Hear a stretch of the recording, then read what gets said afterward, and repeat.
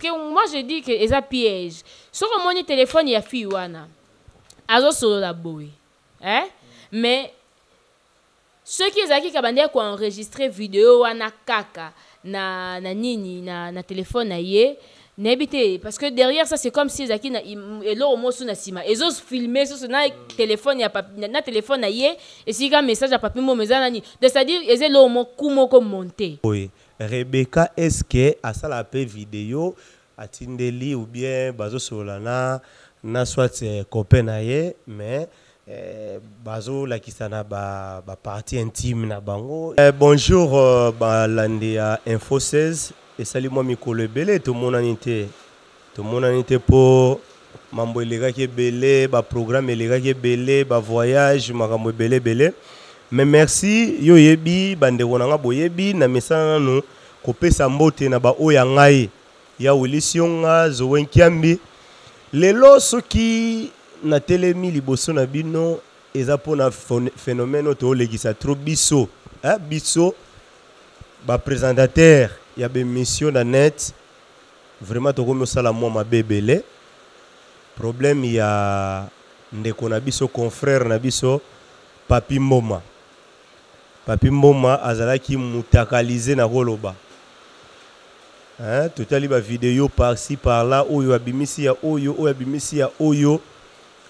et ça livre vraiment moi bien té tozana bana toana ba famille yango pona yango to bengaki to invitaki ndeko na biso concert na biso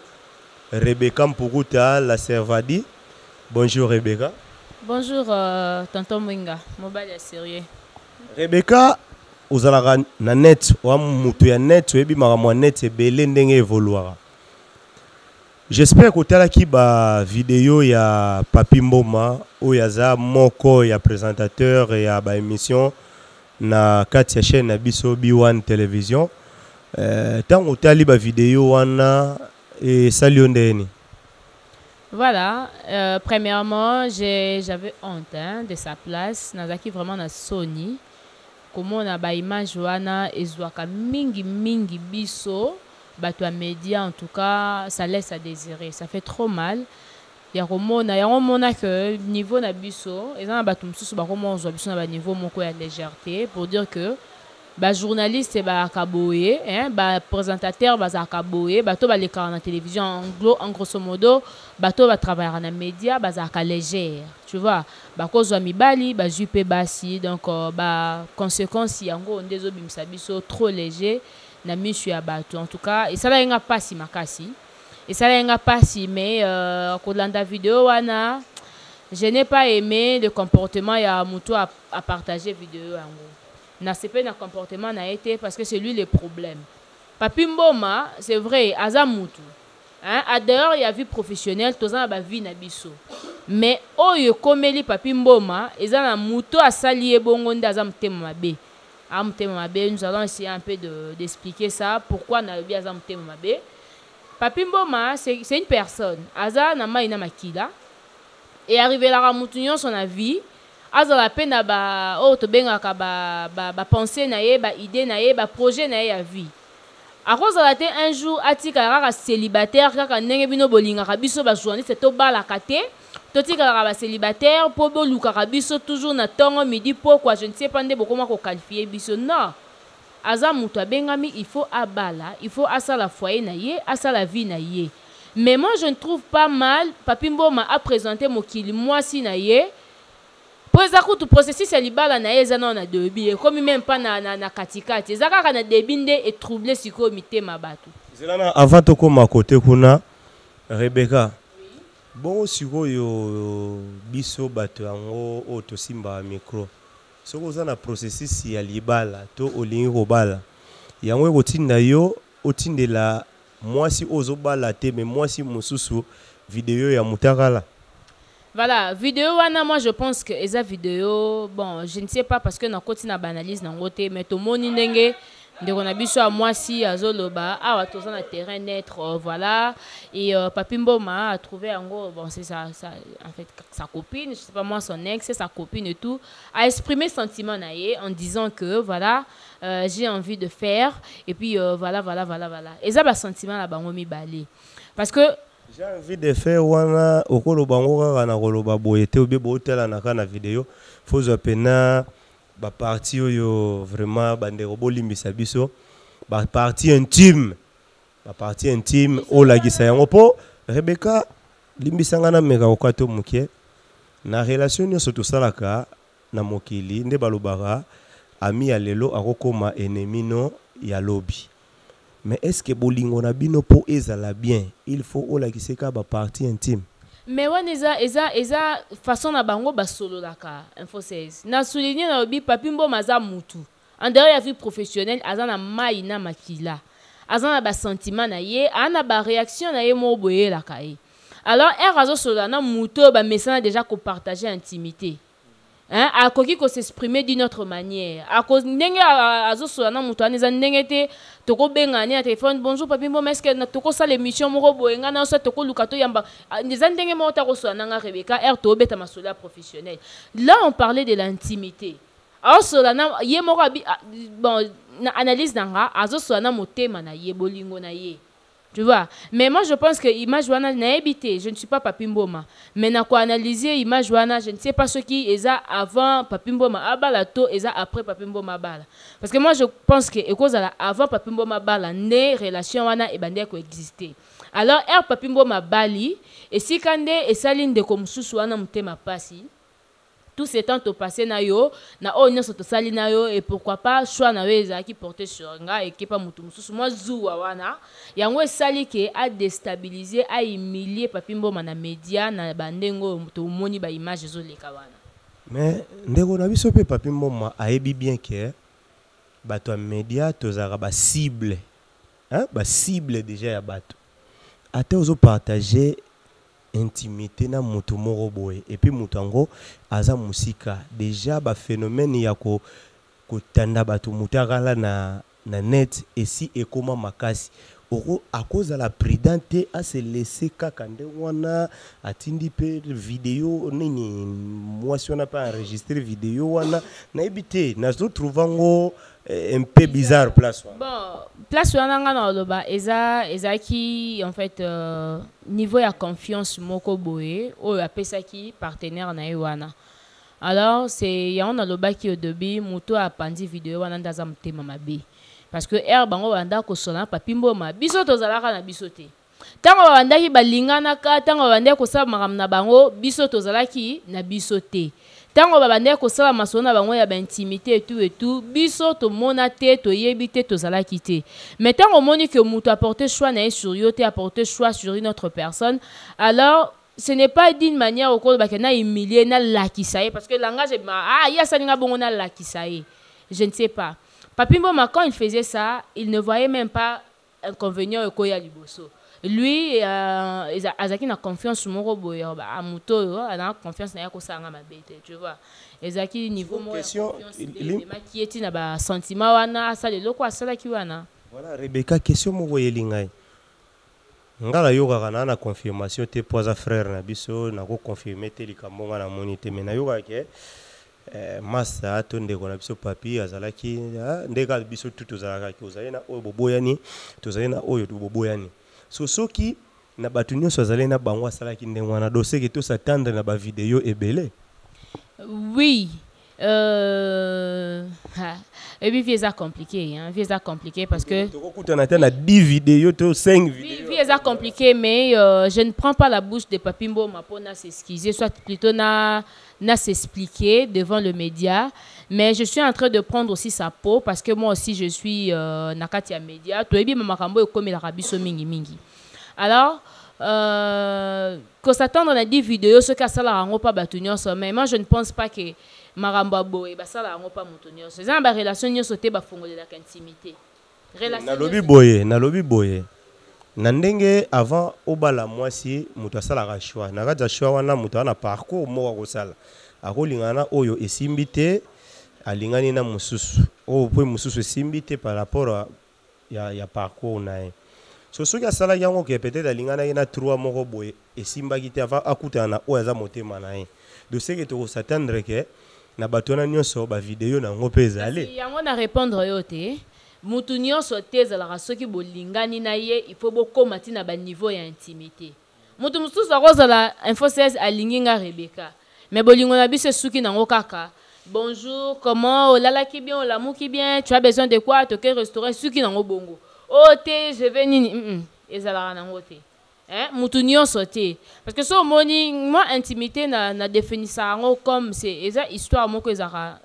personnelle. En fait, so on dit au partager intimité na ona mutu, il faut oser na confiance ya mutu ana de 100%. Parce que lelo ceux qui est simbité na mutu ana, imagine toi, à quelle histoire na yo.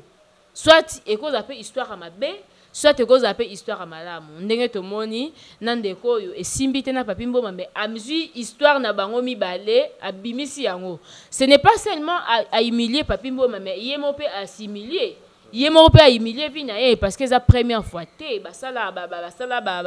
intimité na bango na liso na bango ba beti hein, c'est comme c'était l'autre fois et tout tu vois ils a déjà babiloko basala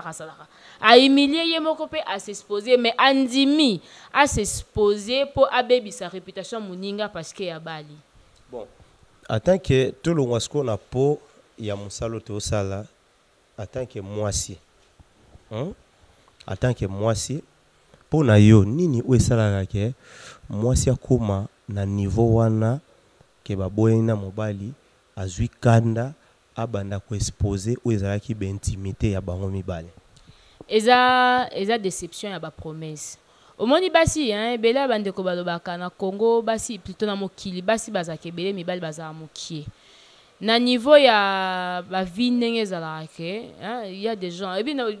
lobi na pourquoi tonton mwenga na section qui avant na kota pena na explication nanga na vandi na obi soki batiaka basi nde balingaka mibali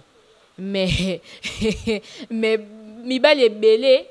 balingai baza basi balingai baza kande biso za mwasi moko ta mibali ebele parce que basi nde tolingaka mingi moi soko sepeli na mobali mo obombi no na mutema ozo sepeli na mibali misatu mais en même moment obombi na mutema alors moi si wa sepelaka na yo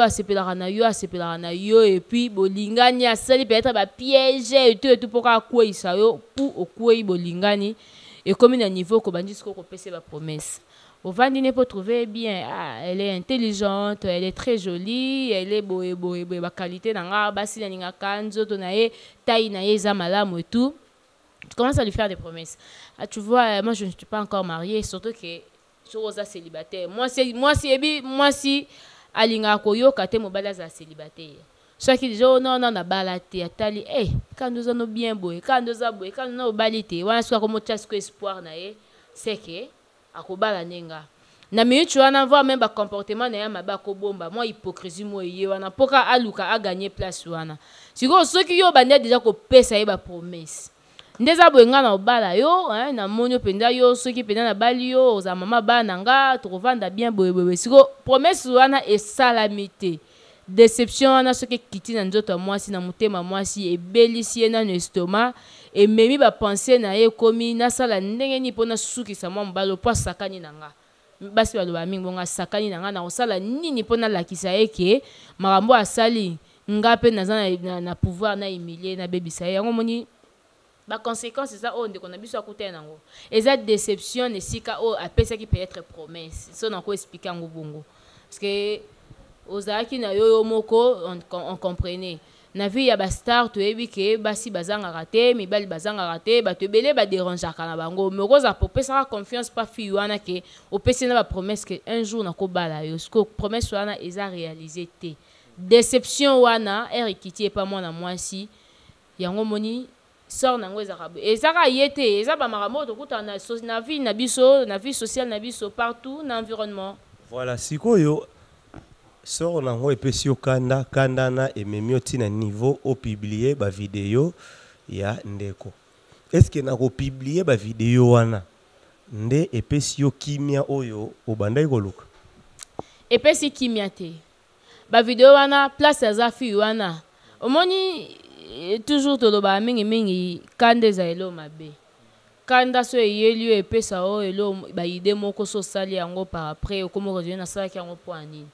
fi wana moi je pense que ça qu'on a ça kanda mais peut-être actuellement pas au regretter pour anine na sali boy qu'est-ce que j'ai gagné en fait je ne sais pas soit gagner ba million na ebite so batela ki mbongo après avoir ko humilier réputation ya ex copain na ye ne ya ozwa mbongo. Je ne pense pas asali yango pona kanda rancœur haine na kanda wana ba promesse ba pesi ngeza réaliser te, mais en fait derrière ça a gagné na elo te. Ce qui est comique un jour pour vie ezaka na ba surprise nango. Ce qui est commis un jour que mobali au public qui babiloko na ye oyo partager qui intimité na ye et commis que bozongani o réparer le wana ndeni. Ah, moi je ne pense pas que ba rozongana le bac ngana lobby te que naka on azo lobela, je ne parle plus de papi mboma, je parle de moi sina mobali. Ceux qui osui que au public qui biloko wana après ce un jour bobongisi bozongani o réparer le wana ndeni. Ya wana lobby te. Dépend de l'explication dans la réponse nangé ezara pona papi mboma te. La pona batu nyonso peut-être maramba boy komela bango. On a ba o maramba boy ne komeli bango te, mais peut-être ezana ba un jour eko komela bango. So moni moi si asali eloko bongo to mobile asali eloko bongo.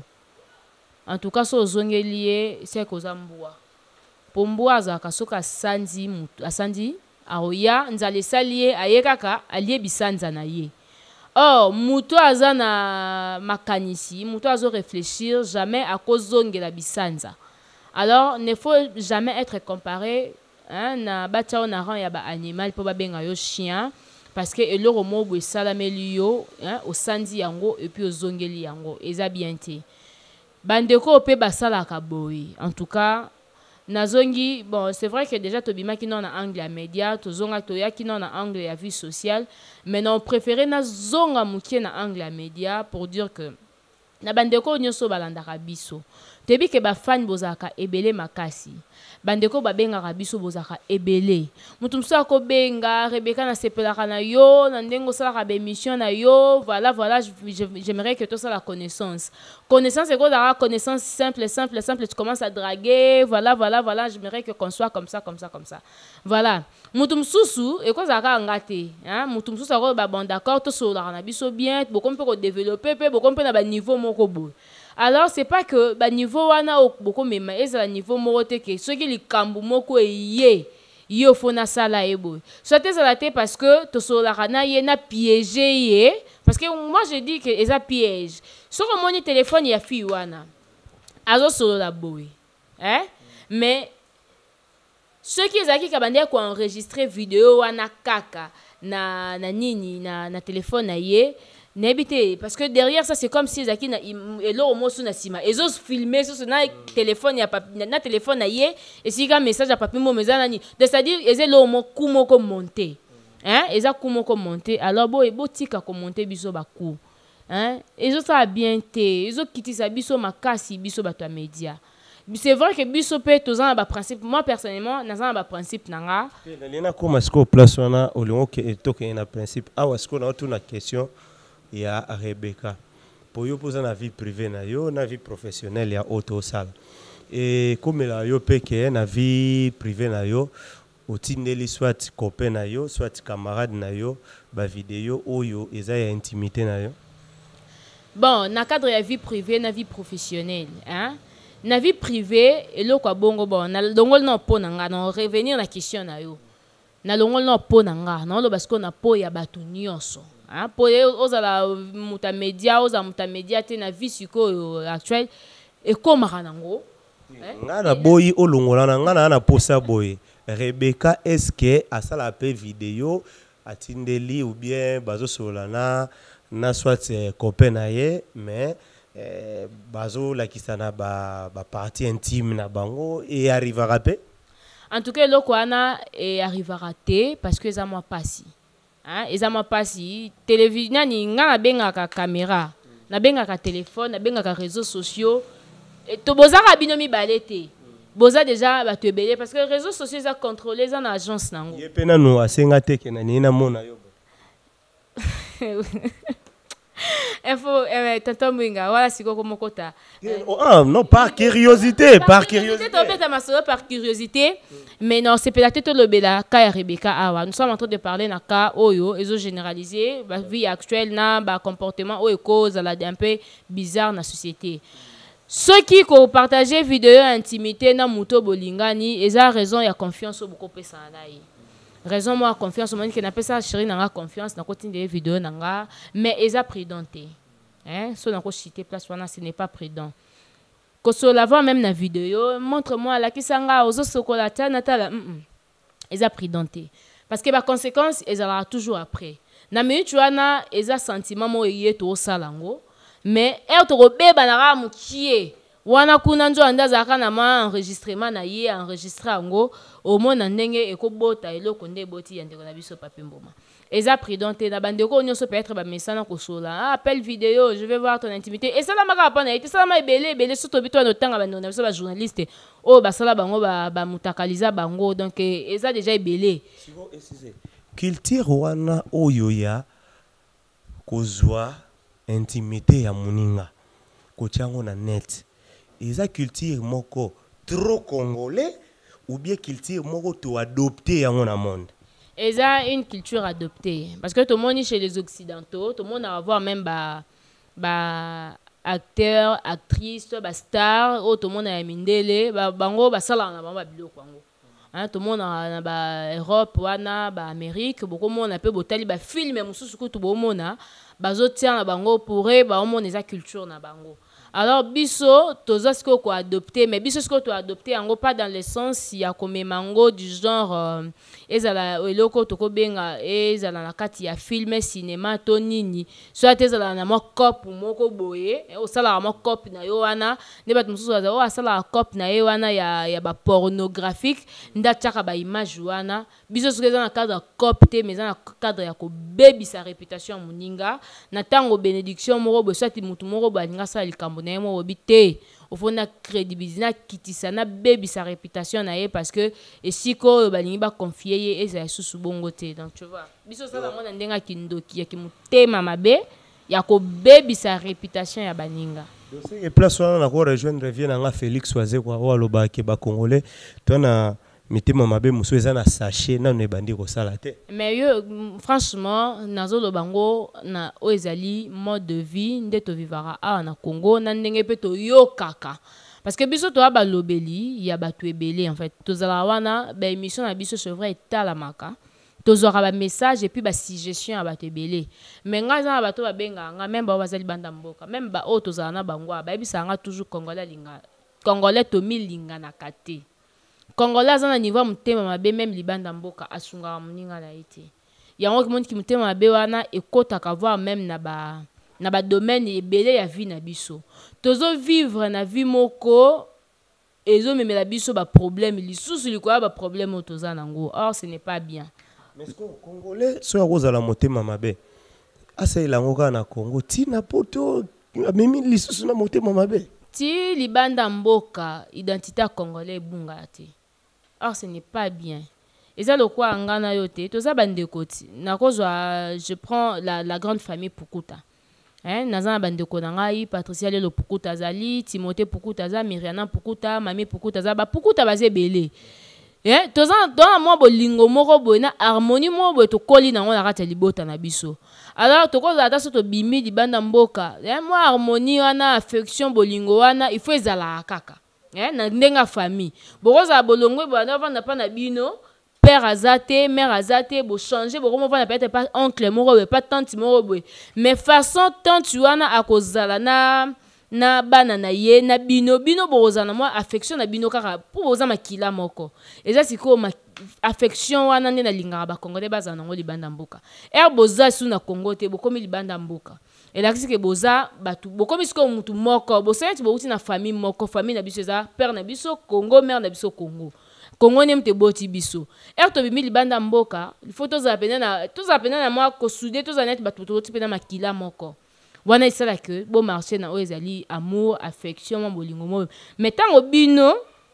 congolais ozaki na Congo obimisi na ki mutema mabe mo na Congo comme libanda o préféré otambola na bato baza ba congolais te parce que so tamona ndeko no congolais a ko trahir yo to salo mabe déjà telara niveau ya maramba boy donc ça fait déjà mal to comme vraiment na suka ya lisolo na biso conseil nini européen premièrement na ndeko na biso Papi Mboma et puis conseil nini européen na la dame pour la dame ngo tellement pia moi kanda na olinga otanga kombo na été na mama wana conseil nini lisusu okoki kopesa ye? Voilà, ceux qui n'ont partagé conseil nanga na division en 4 parties. Na solana papimboma, na solana mwasi na ye wa uti ko bala wa bazana posi sa mariage. Ndeko oyo a partagé ba vidéo ya papi. Oto lingotanga kombone. Oto lingotanga kombona ete et puis na sola appel susuna conseil na biso nyonso oyo na nkambo e komeli bisote. Voilà. Ya liboso papimboma ça fait mal. Je sais que une partie ya respect na yo o batu bande ko pesa yo ekei parce que moi j'ai reçu ba message il fallait batinda ngwe pa na yo mais batindi ngwe pa na nga parce que ba yebi ke biso so de travailler na service ya média pour batu na nga mais Rebecca qu'est-ce qui ne va pas avec papimboma pona nini eloko aboy entre autres je vais mettre Jerry Kaka là à komela kingai pona sija papimboma je vois il y a un monsieur to solarane mingi pas na Europe na bo otanga kombo na ye pas tindela kinga ba message na sija papimboma batu ebele en fait batindela kinga ba message na sija papimboma. Faut tous avoir pris dans papimboma. Et là quoi boye, c'est vrai la fois passée na landa qui sous ba vidéo na yo na ba audio, ozo faire circuler sur WhatsApp pour dire que ozo senga mwasi na yo o bali ata la passé na yo te.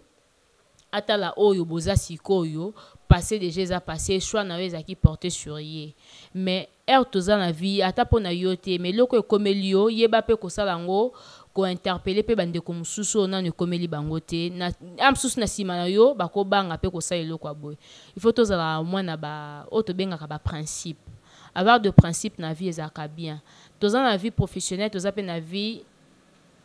privée. Mais vie professionnelle na biso, vie professionnelle ya mutu nyonso ekoki pe ko affecter vie privée na ye. Vie privée ya mutu pe ekoki pe ko baby ça peut vie professionnelle na ye. Tala siko na minute vie privée na yo et y quoi affecter vie professionnelle na yo et c'est le romoko ya bienté. Ozana ba fani ebele, tu es une personne respectée dans le monde, une personne respectée dans notre pays, une personne au batu ebele pe ba sepelara ta façon de faire des émissions personnellement nga pe na sepelara na ndengo salaka. Be émission na yo tant que confrère na yo na yiba concert plutôt, na yiba rapé moi mayele ndambo e pa na yo. Mais babilo kwa boye ezo kitisa, hein, ezo kitisa niveau. Les autres qui niveau ya confiance na niveau ya bolingo oh ba pesa à travers musalo yo salaka et les autres bimisabiso trop lâche. Dans les jours à venir il faut marcher dans le principe. Marcher dans les principes.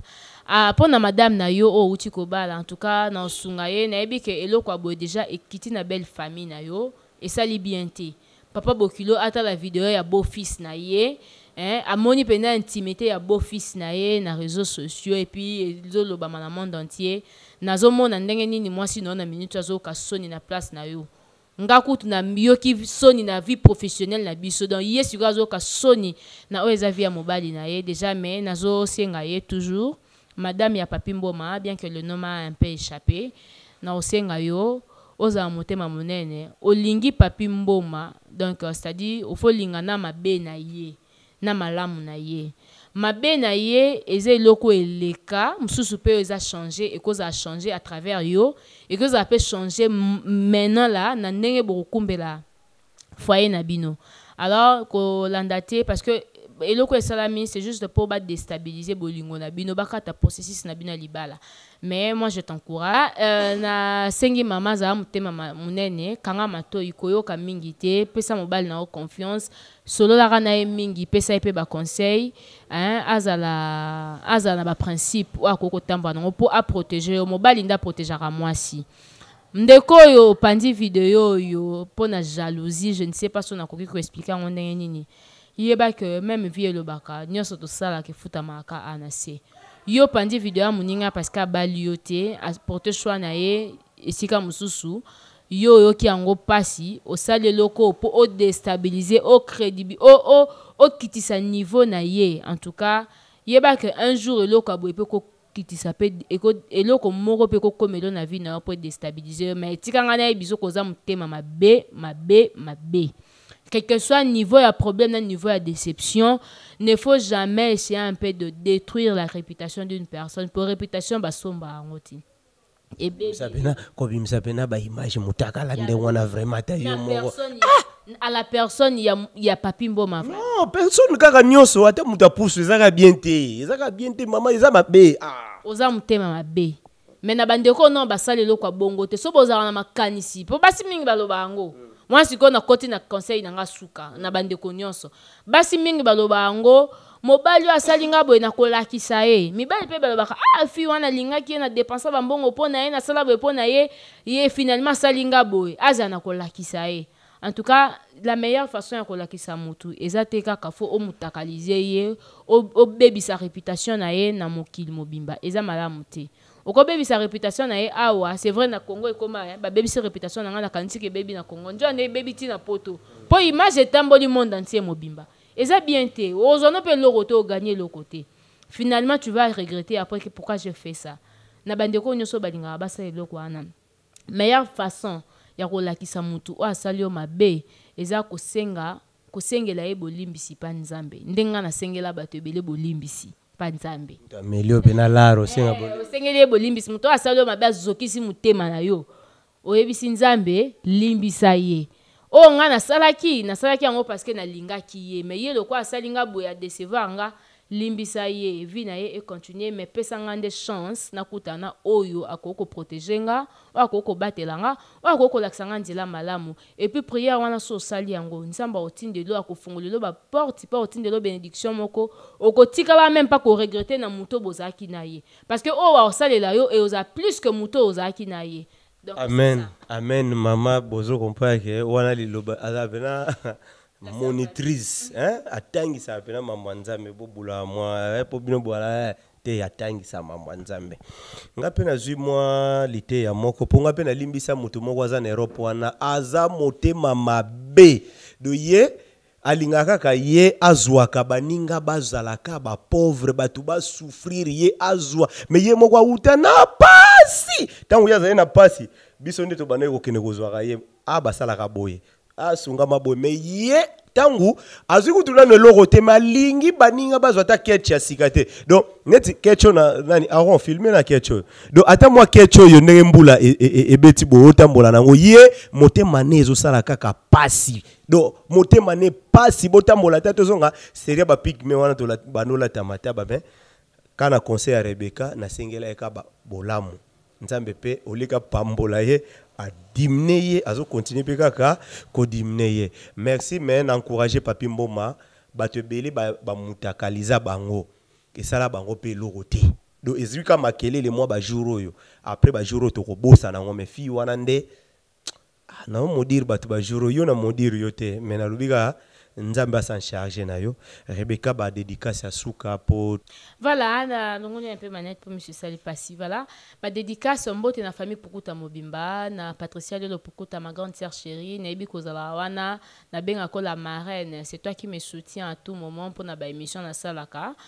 famille Pukuta Momba le vieux Pukuta José Pukuta Yemoko Mame Mili Timothée Myriana Mami toute la famille Pukuta depuis les États-Unis d'Amérique et pourquoi pas na bandeko baza awa na bandeko ba soutenir ka Rebecca na masolo ya kin ba internet na nga ya masolo ya kin ba bizu ebele na senga bino so bozana ba suggestion bosé la biso toujours na se ya ba image bozo mona bo komeli biso ba message na bino totanga kayango et puis totenara nous prenons ça en compte toyebaka ke ceux qui ba ebisi biso be photo bongisa photo sala boye. Respect à toi, Kamenet Mbola descendant Simo Kimbangu, ba séjour malam na kati ya Kinshasa et maître Kim Kabongo les préférés et bambo tenayo vient ngai talara yo donc nasuki nanga wana. Merci beaucoup bisope to pesimbo tenaya welisyon Janon Ngandu Zowen Kiambi frère Richard Madeka celle site oyo et ça la jamais mutakala ya mutu nazolo ba bien botala na bino ba chaîne na ba site nyonso chaîne oyo pe ekotikala ko mutakalize mutu te eza info 16 pour nini eza par rapport à éducation autozuna ba parler na biso poto mutakalize mutu pour efuta biso nini merci botikala balamu mbote na batu nyonso bazui occasion ya kolanda biso et puis bo s'abonner na info 16 vous s'abonnez à Info 16 nzonzing pour bolandaka ba théâtre ya kitoko mbote na Aaron Lubamba na sima caméra mignon garçon merci beaucoup.